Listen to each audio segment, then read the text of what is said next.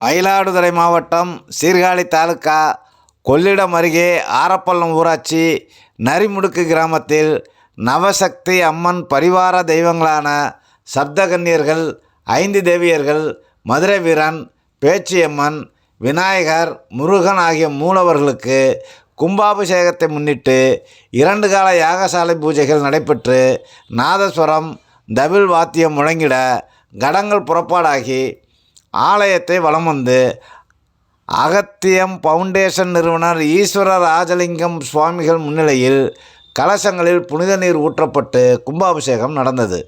அதனைத் தொடர்ந்து மூலவர்களுக்கு மகாபிஷேகம், தீபாராதனை நடந்து பக்தர்களுக்கு பிரசாதம் வழங்கப்பட்டது.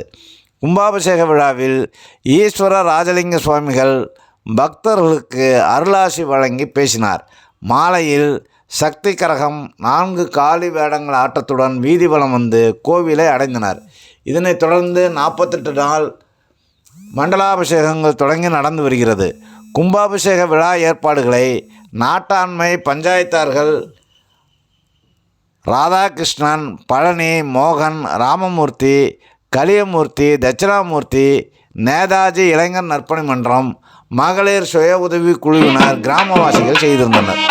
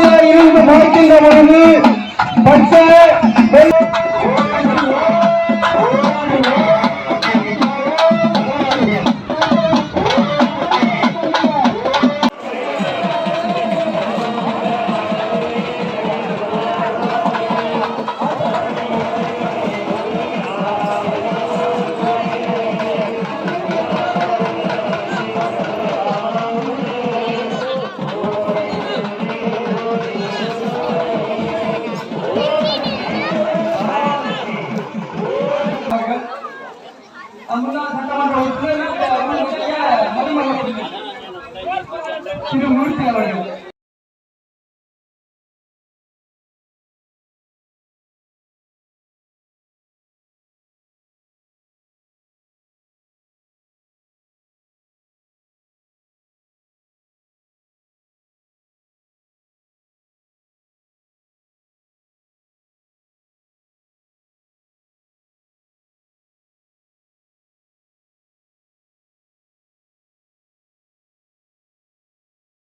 மக்கள் நாயகம் சேனல் பிடித்திருந்தால் லைக் செய்யுங்கள், ஷேர் செய்யுங்கள், சப்ஸ்கிரைப் செய்யுங்கள், கமெண்ட் செய்யுங்கள்.